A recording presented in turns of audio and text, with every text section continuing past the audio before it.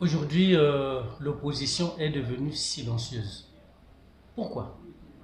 Alors, l'opposition n'est pas devenue silencieuse. C'est faux. Les journalistes ne nous sollicitent pas. Là où on devrait aller pour parler du Congo, on ne nous sollicite pas. Regardez Télé-Congo, regardez les médias officiels. C'est difficile de parler. Quand on fait même des communications, des réunions entre nous, entre militants, c'est difficile.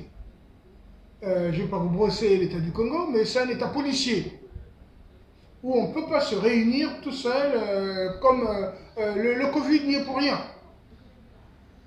Le Covid n'y est pour rien. En 2014, j'ai fait de la prison à la DST parce qu'on était dans la parcelle de M.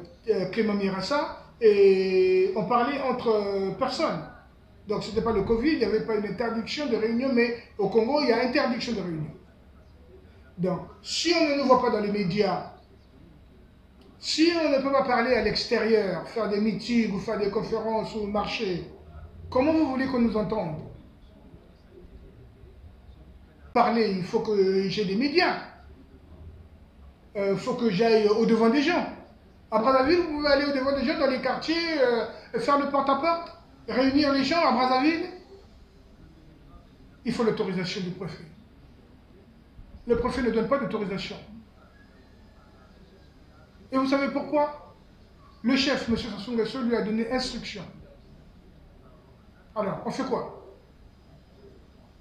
Et vous acceptez que... Bah écoutez, on n'accepte pas.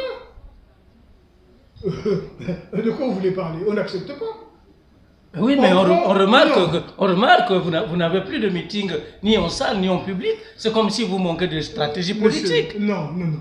Ça, c'est votre conclusion. C'est vous qui en arrivez là. Mais ce n'est pas du tout les faits. Moi, je peux vous dire pourquoi on ne parle pas. Pourquoi? C'est ce que je suis en train de vous dire. Les médias officiels ne nous sollicitent pas.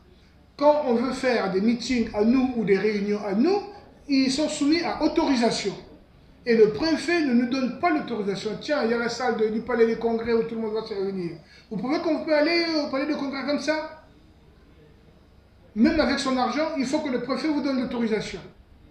Quand on loue une salle, même chez les particuliers, s'ils savent que c'est une activité politique, les particuliers ne veulent pas nous donner leur espace. Alors on fait comment? Donc vous voulez dire que vous êtes rejeté par tout le monde? Non, on n'est pas rejeté. Est-ce que moi je me sens rejeté? Non. C'est un État, le Congo c'est un État policier. Allez faire un meeting en Birmanie. Allez faire un meeting en Russie. Ok?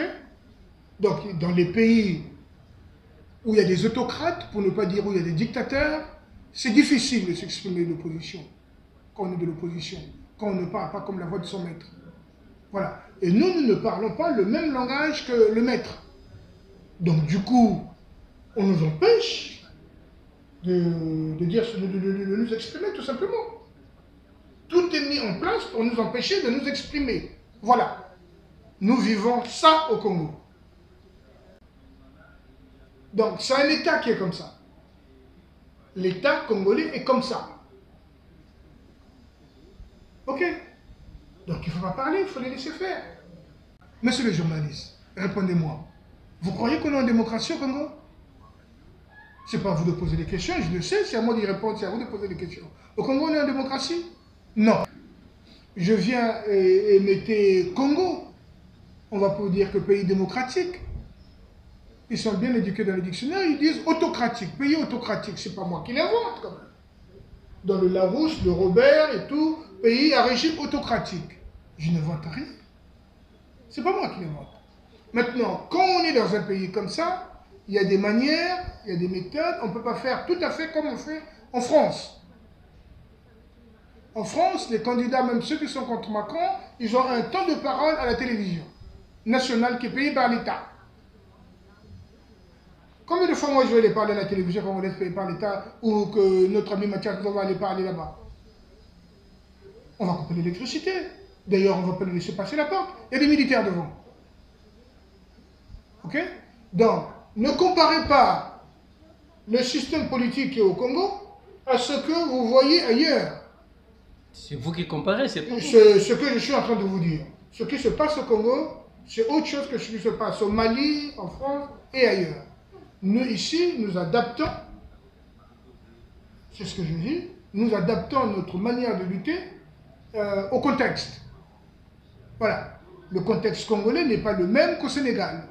Quand j'étais dans l'opposition à Paris et que je faisais le militantisme à Paris, en 2010, je me souviens, nous réclamions tous le dialogue national.